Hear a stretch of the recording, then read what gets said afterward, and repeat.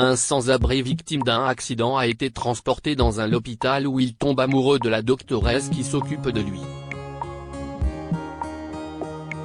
Pour gagner son cœur, il se fait passer pour quelqu'un qu'il n'est pas. La dernière chose dont Joseph Kincaid se souvient est un bruit de frein et une lumière éblouissante avant qu'une force énorme ne l'envoie dans les airs. Lorsqu'il a ouvert les yeux, un visage planait au-dessus de lui, un visage doux. Ce visage lui dit « Vous m'entendez ? Vous êtes à l'hôpital Sainte-Catherine. Vous avez eu un accident, mais vous allez vous en sortir. » Puis une main douce a touché son visage. Cela faisait des années que personne ne l'avait touché avec autant de gentillesse. Les parents de Joseph sont morts dans un accident de voiture alors qu'il n'avait que 14 ans. 2 ans plus tard, il s'est enfui d'une famille d'accueil et est venu à Chicago à la recherche du jeune frère de sa mère. Il a trouvé son oncle et s'est vite rendu compte que l'homme pouvait difficilement s'occuper de lui-même, et encore moins assumer la responsabilité d'un adolescent. Joseph a donc commencé à faire des petits boulots, dormant dans des refuges quand il le pouvait, dans la rue quand il ne le pouvait pas. La vie n'était pas facile, surtout pendant les hivers glacés de l'Illinois, mais il a survécu à la vie impitoyable de la rue pendant près de 10 ans. Joseph avait un plan. Il avait économisé chaque centime qu'il avait gagné et, quoi qu'il en coûte, il voulait aller à l'université. Aujourd'hui, il est à plat ventre dans un hôpital, et il a l'impression d'être gravement blessé. Il y avait plusieurs personnes autour de lui, dont 2 ressemblaient à des infirmières, et elles parlaient à la femme au visage doux en l'appelant docteur. Si est alors que quelqu'un lui a enfoncé une aiguille et qu'il s'est complètement endormi. Lorsqu'il s'est réveillé, il était dans un lit d'hôpital, sous perfusion et entouré de machines qui émettaient des bips. Il a essayé de s'asseoir. S'il vous plaît, a-t-il haleté. Enlevez-moi ça. Une femme âgée et bienveillante se rapprocha de lui et le fit taire. Calmez-vous. Vous ne risquez rien. Le docteur vous a sauvé la vie, vous savez. Le docteur ? demanda Joseph. Quel est son nom ? Docteur Elizabeth Carson, dit l'infirmière. Et maintenant, je pense que vous avez besoin de dormir. Joseph est resté quelques jours de plus à l'hôpital, et il a vu Elizabeth Carson à plusieurs reprises. Il ne pouvait pas croire que cette femme charmante le touchait sans dégoût apparent. Il savait à quoi il ressemblait, avec ses cheveux en bataille et sa longue barbe, mais elle ne semblait voir que l'homme en dessous.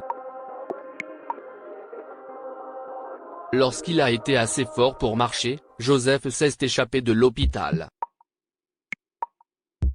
Il n'avait pas d'assurance et pas assez d'argent pour payer le traitement qu'il avait reçu. Mais au cours des semaines suivantes, il n'a pas pu oublier la charmante doctoresse.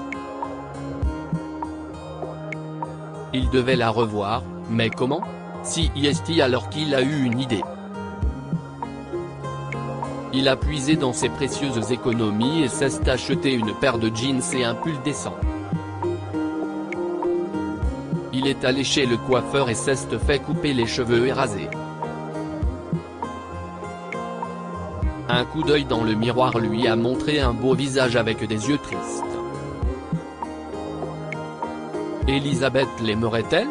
Cet après-midi-là, Joseph s'est glissé dans l'hôpital et a volé des blouses.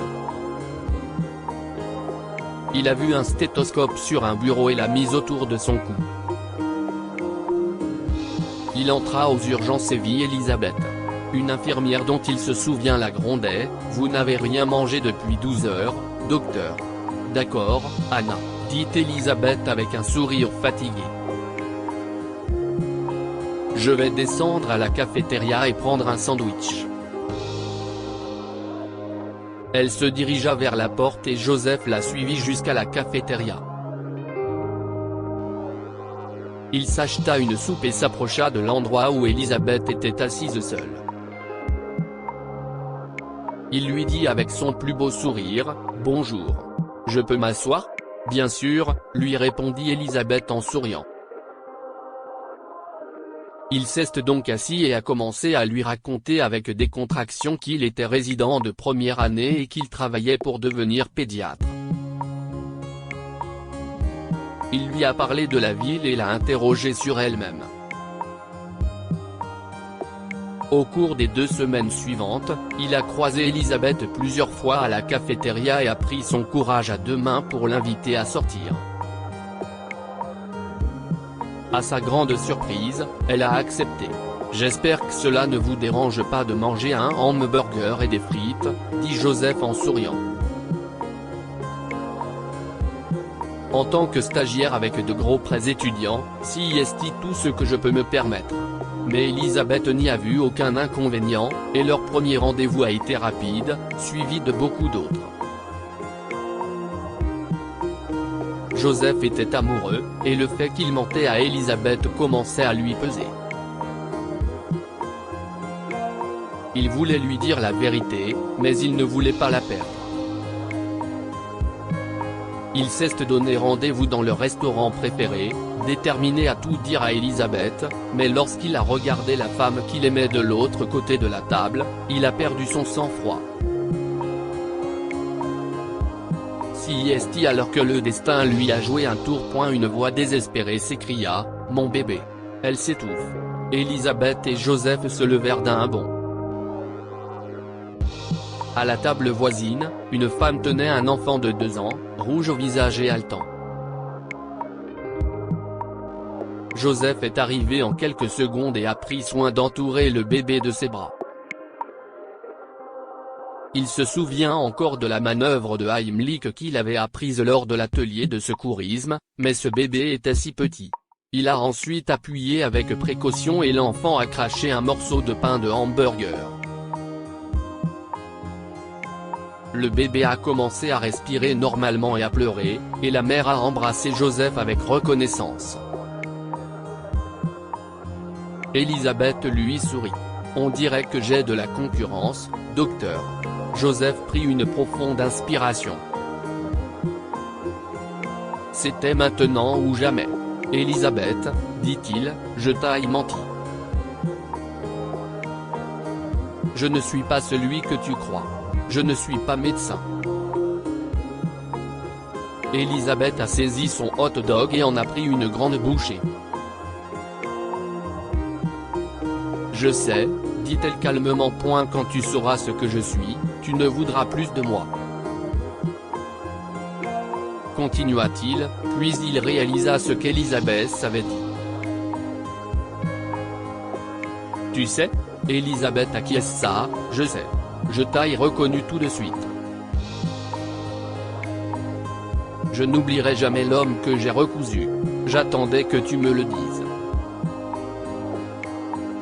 Tu le sais et tu sors quand même avec moi ? A-t-il demandé. Elisabeth sourit, « Je t'aime pour qui tu es, Joseph, pas pour ce que tu es. Ce que nous sommes change tout au long de notre vie, mais nous sommes qui nous sommes, toujours. » Elisabeth et Joseph sont restés ensemble. Joseph a trouvé un emploi d'aide-soignant à l'hôpital et a commencé à passer ses examens de fin d'études secondaires au cours du soir. 3 ans plus tard, il s'est inscrit en tant qu'étudiant en médecine avec une bourse complète. Son mensonge est devenu aussi vrai que son amour pour Elisabeth. Que pouvons-nous apprendre de cette histoire ? Ce qui compte, c'est qui nous sommes, pas ce que nous sommes.